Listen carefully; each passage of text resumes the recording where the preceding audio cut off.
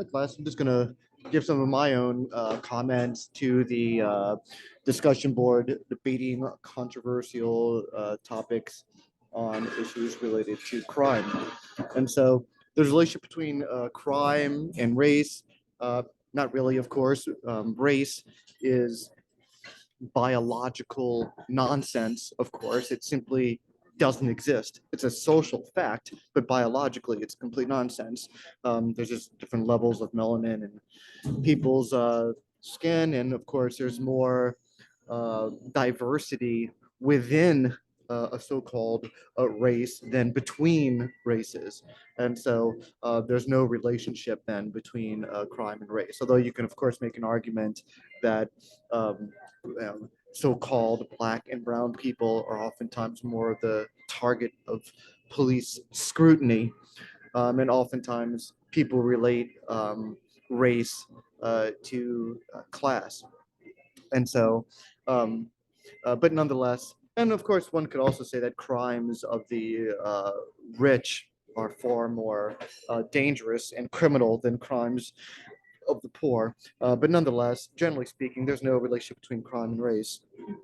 There's a relationship between rising crime and immigration.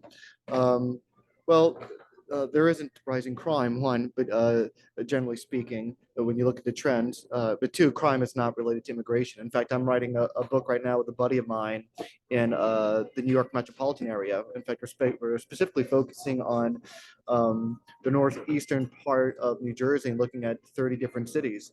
And we found that in the past 30 years, that those cities have been decaying and emptying out. There's been a large influx of Latin Americans from all over Mexico, Central America, and South America.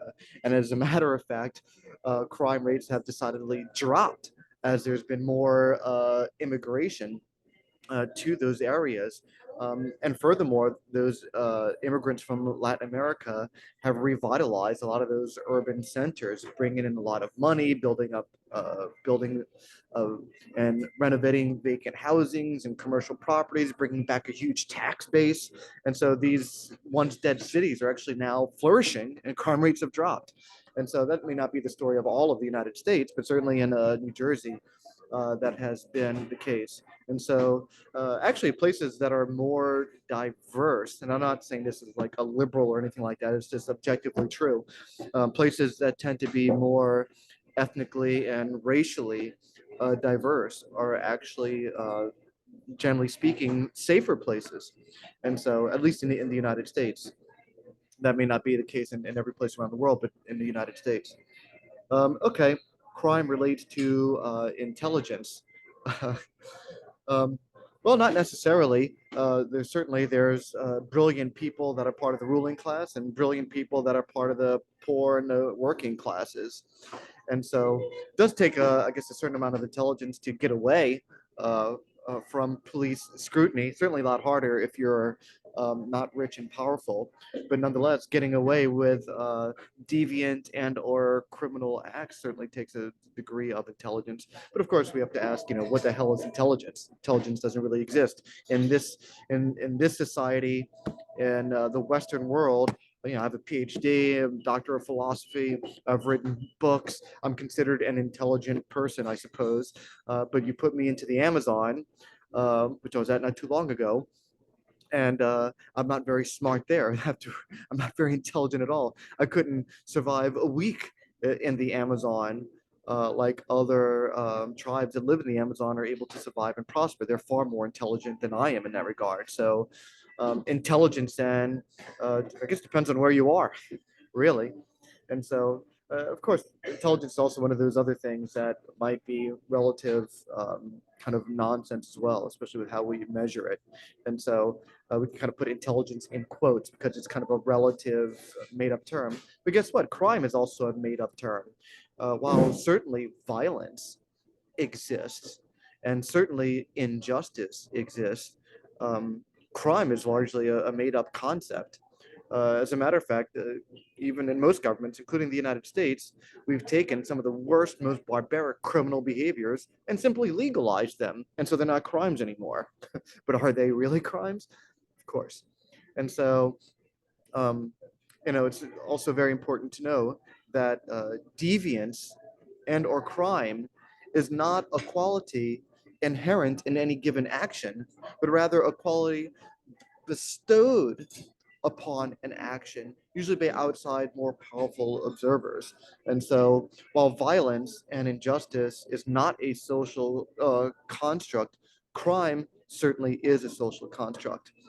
I'll give you an example. If I walk up to somebody, boom, and I pop them right in the head, kill them dead.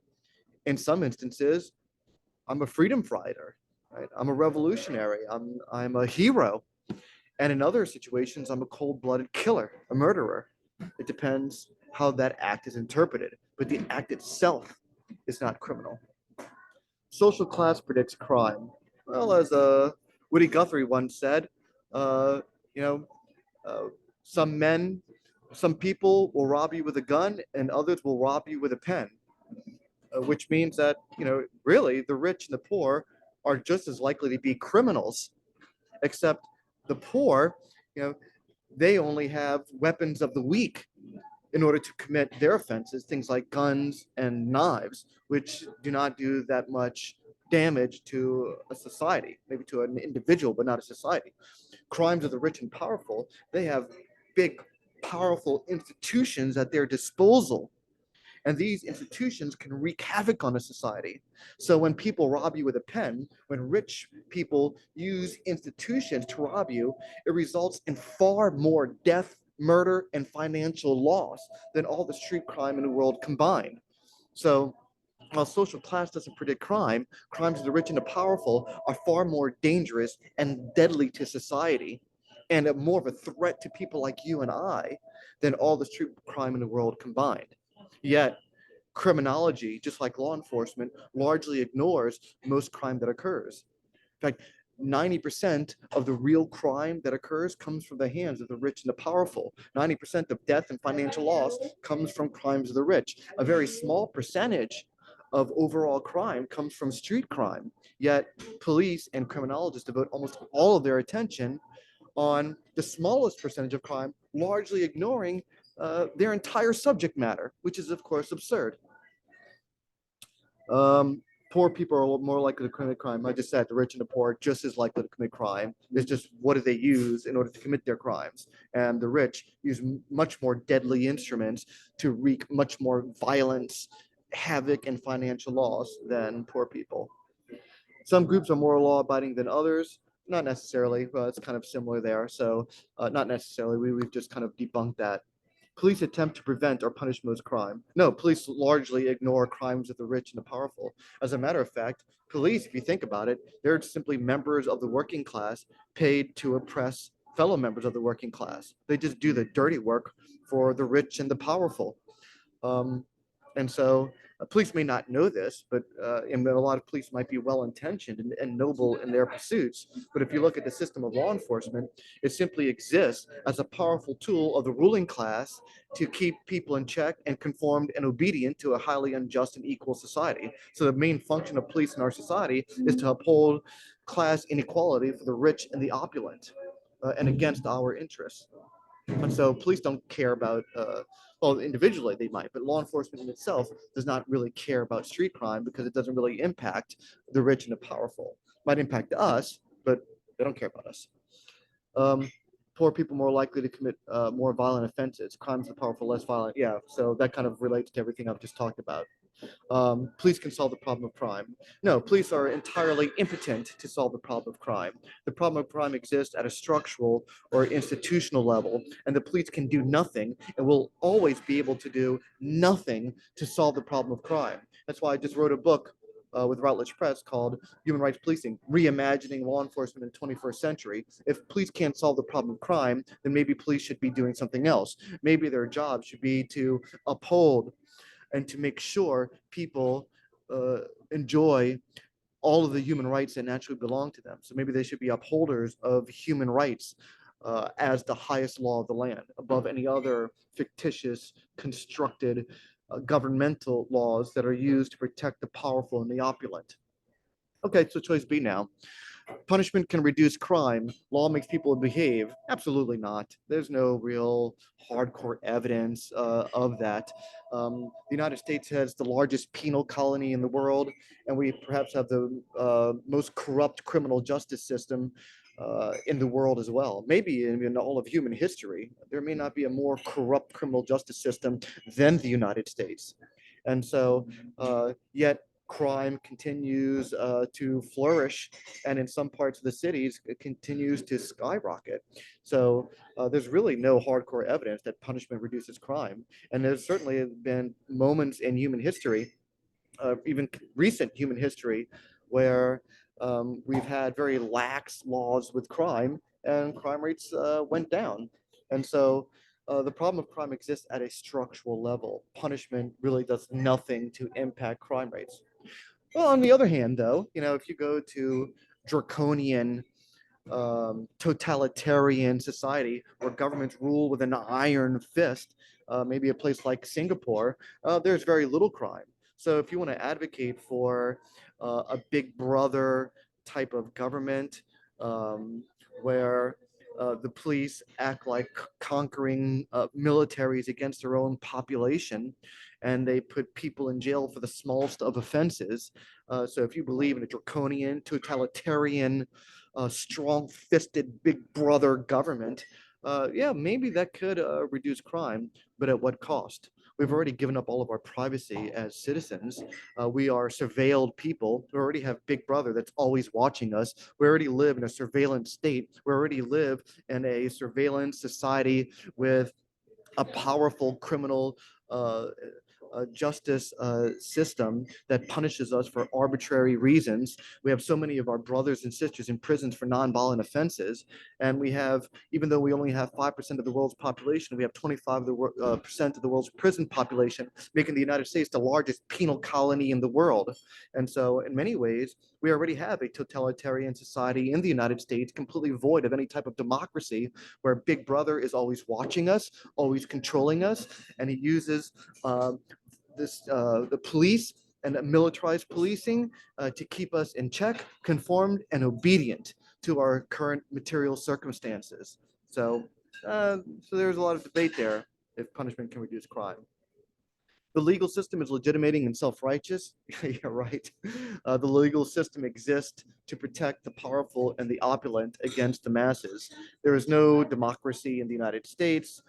Democracy has been taken off decades ago. We have no, most Americans, 90% of Americans, have no influence on any of our social policies, despite the fact that we push a button every so often. And so the legal system, just as the Constitution, it was written to protect the ruling class against the masses, which is you and I. The law is objective. The rich and poor are equal before the law. That's like saying the law is objective. It's illegal for both the rich and the poor to sleep under the Manhattan Bridge, except who the hell's rich people? What rich people sleep under the Manhattan Bridge? And so, no, the law is not objective. The law was written to protect the rich and the affluent. It was not there to protect the people. No legal system has ever been there to protect the legal system, not in the United States or any other country in the world. Only the gullible and the naive believe that. But of course, part of this class, as all of my classes, is to burn all illusions and to see reality unfiltered, to see the world as it is, without ideology, without any illusions. Burning all illusions is the task of sociology. So we can not only soberly interpret the social world, but to change the social world. Criminality is a function of human nature. How the hell does anybody know what human nature is? Who told you? And so human nature, I'm not sure if philosophers have been writing about human nature forever, but certainly crime is basically a made up, nonsensical term that the rich and the powerful have made up in order to stigmatize certain populations that don't produce wealth for corporations or that don't obey an employee. The job of American citizens is to be obedient to employers. And so our job as citizens to be good, law-abiding, conforming, passive, docile employees for a master, for employer. And those of us who are not obedient to our employers, then the police are there to do something about that. If we can't be productive economically, free from prison, then they'll just put us in prison and then hire us as slave labor in order for us to make profit for not only the criminal justice system in the United States, but also to make profit enslaving us to work for corporations.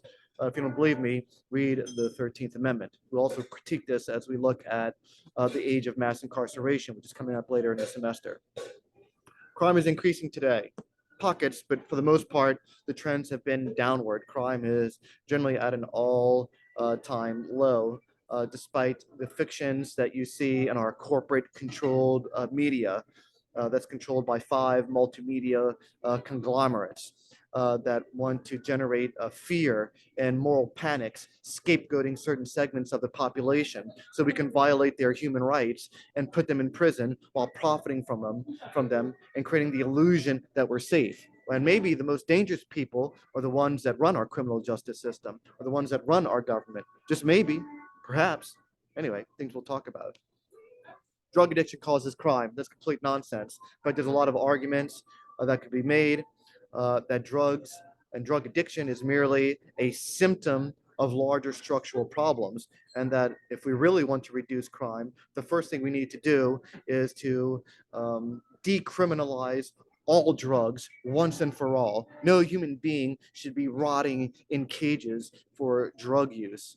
And so I think there is a good argument for the decriminalization of all drugs, that drug addiction should not be seen as a criminal act, and that drugs should not be seen as criminal at all, but rather as a mental health issue. And so I would be one of those who would advocate for the decriminalization of all drugs and for the legalization of things like cannabis, which is less harmless than your grandma's oatmeal cookies that often cause diabetes with the heavy sugar that's put into it. So stay away from grandma's oatmeal cookies so you don't have to worry about diabetes later in life. But flour won't give you diabetes. People next to me are laughing. And of course, magic mushrooms that have been used for centuries, really, by human beings and other animals for its spiritual benefits.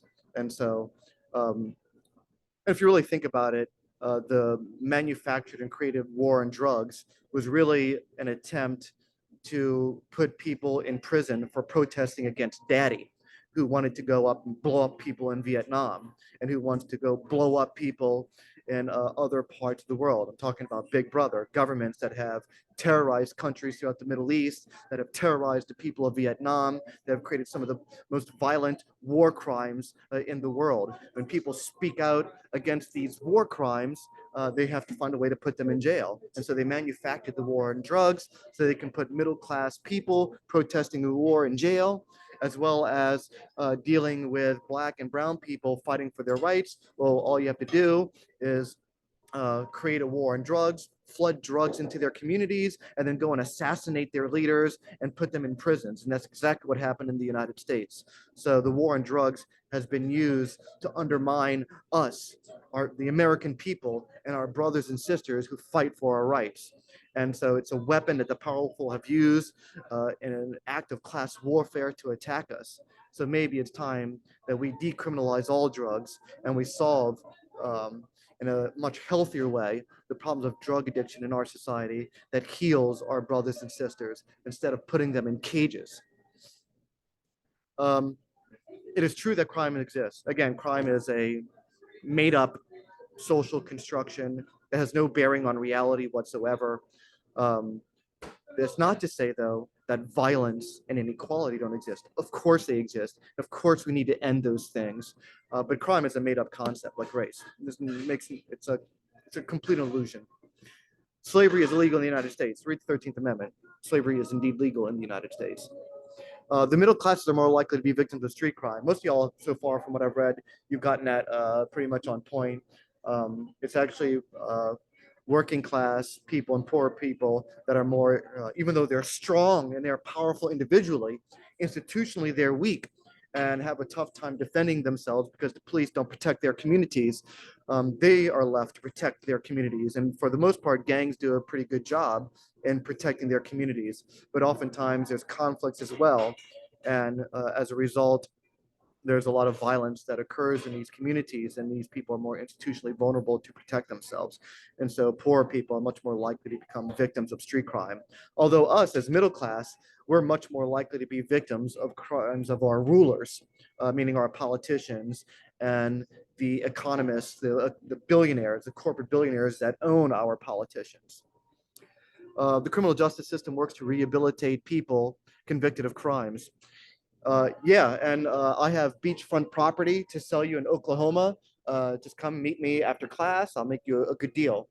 Of course, the criminal justice system doesn't rehabilitate people. People may have been rehabilitated despite the evils of the criminal justice system, but it does not work as a system to rehabilitate. It works as a system of oppression, of control, and it's very good at doing those things. And so the purpose of this class is to think in a sober way, to burn all of our illusions, to think without ideology, and to see the world as it is. And I think it's important that we disagree with each other, that you disagree with me, that you debate me, and that you argue with me. The more debate, the more pushback, the more disagreement, the more discourse that we have, I think that's better. I think we should all engage in argument and debate, because I know all of us in this class, we want to make the world better. We might have a different vision on how to make that world better, but we all love our brothers and sisters. We all want to alleviate suffering in the world and create a better world for all of us. And so I think we have the right to disagree and debate and still respect each other's ideas, respect our disagreements, and advance thinking so we can think in new, creative, and critical ways so we can not only better interpret the world and see reality, but to change that world, the task of sociology. So great start to class, and thank you very much.